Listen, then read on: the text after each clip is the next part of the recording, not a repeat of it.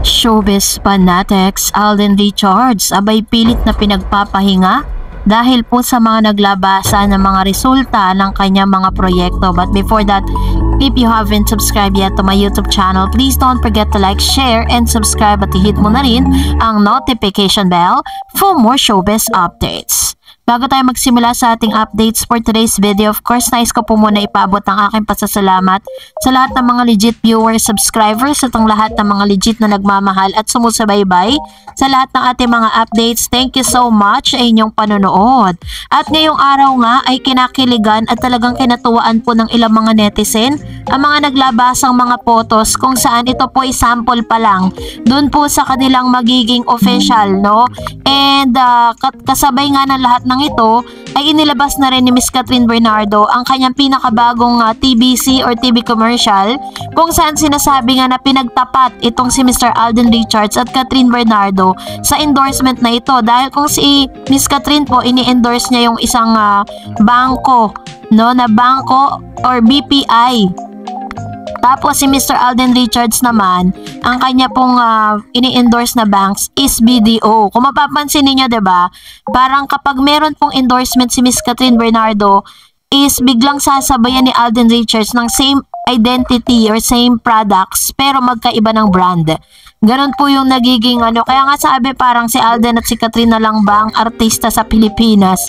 Wala po tayong magagawa kasi sila po yung pinagkakatiwalaan ng mga brand na maging endorser nito. So kasabay na maraming success, maraming mga blessings at maraming projects na meron si Alden Richards, marami rin pong mga nakapapansin na tila baga makikita natin at banaag sa mukha ni Mr. Alden Richards ang kapaguran.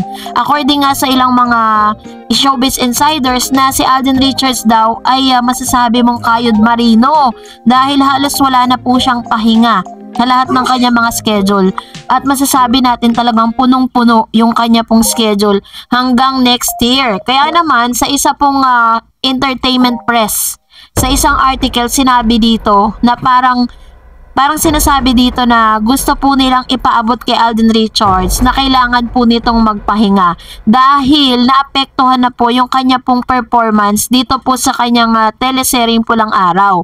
According po sa isang article, it was written by Abante Tonight, at sinasabing si Alden Richards daw di umano ay nilampaso ni Mr. David Licauco dahil sa pagod. Sabi dyan, totoo daw ba na ang Pulang Araw sa December? Totoo ba na hindi na natuloy ang plano na i-extend ito hanggang January? Usap-usapan din kasi sa serye na nilampaso umano na David Licauco si Alden Richards sa seryeng Pulang Araw. Maraming nakapansin na malaki ang improvement ni David Licauco sa pag-arte at nagpasiklab talaga siya sa Pulang Araw at marunong na siyang gumamit ng mata acting. Malayong malayo raw ang acting ni Alden na tila hindi ginagalingan. Mukhang sa daming ginagawa ng Asia multimedia star ay hindi siya nakapag-focus sa acting niya. Bukod kasi sa serye, tutok siya sa negosyo, pelikula, endorsement, out-of-town shows at online game. Pagod siguro si Alden, yan ang itinuturong dahilan. Siguro sa next serye niya ay babawi siya. Hindi naman kailangan maraming trabaho ng gawin ng aktor dahil malaki na ang ipon nito. At carry niyang mabuhay ng mariwasa ang pamilya niya sa mga negosyo niya. Mas okay yung mga project siya na tinututukan talaga ng acting niya. So marami po kasing nakapansin na parang mas nag-e-explore or mas nagle-level up, no, ito pong acting ni Mr. David Licauco kung ikukumpara kay Mr. Alden Richards, na maaring ako po sa mga nakikita ko naman kung ano po yung performance ni Alden Richards sa mga teleserye niya noon is the same pa rin naman. Kaso nga lang parang syempre alam nyo na sa showbiz parang kailangan i-boost kailangan mapag-usapan, and then they are using those negative words against Alden Richards para nga naman yung mga viewers magkaroon ng curiosity. Tignan nga natin kung totoo talagang magaling si David Licauco kesa kay Alden. This is just a part of marketing strategy, no? Kasi hindi naman po tatanggapin ni Alden Richards sa mga ganitong proyekto kung talagang hindi niya kakayanin.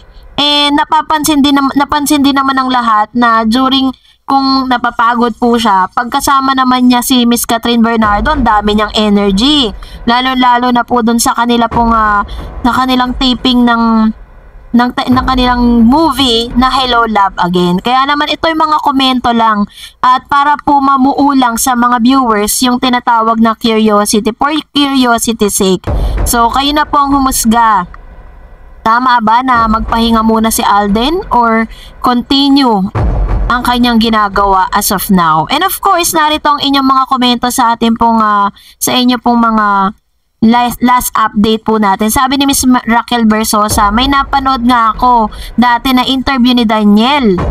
Sabi ni Daniel, nakakasawa na, referring dun sa love team nila ni Catherine. So paanong sasabihin yung mahal ni Daniel si Catherine sa pananalita pa lang ni Daniel? Mukhang wala siyang pagmamahal kay Catherine. Sabi ko nga sa inyo, kontrata lang ang nag-uunay kay Catherine at Daniel. Matagal nang hiwalay at bakit ba pinagdidiinan yung 11 years ang Katniel? Which is hindi naman totoo siguro sa contract love team o 11 years, pero ang yung totoong relasyon, hindi. Pwede rin po, no? Maaring together sila as love team for 11 years pero hindi natin alam kung ilang taon naman sila naging magpartner. Tama naman si Ma'am Raquel.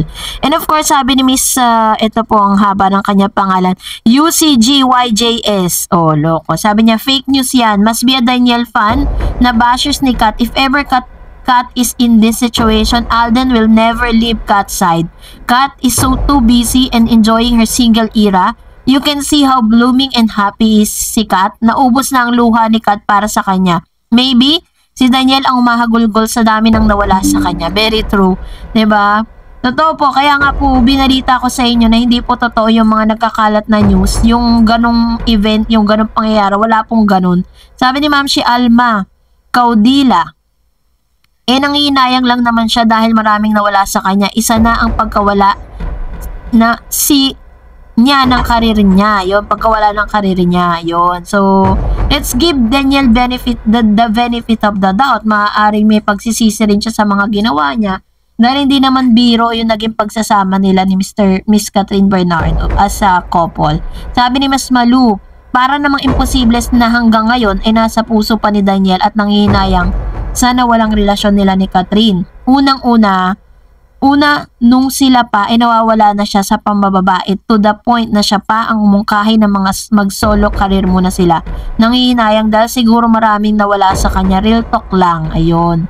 Na maraming nagsasabi na yung panghihinayang na nadarama niya, it's not about the relationship but the career itself. Sabi ni Miss Marie Martel Aguilar, baka nakaraan pa yon, ngayon lang binabalita. Imposible na iiyak si Kat, masaya na si Kat at imposibleng iiyak siya. Si Kat, masaya na buhay niya. Yun, paulit-ulit, diba?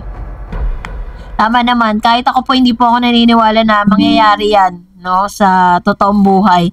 Kaya talagang, kaya finact-check po natin yan kasi alam nyo na, ang bilis po mag-spread out ng fake news. So, that's it for today. For more videos and updates, please don't forget to like and subscribe. And please don't forget to follow my Facebook page, Dar Eds TV. God bless everyone!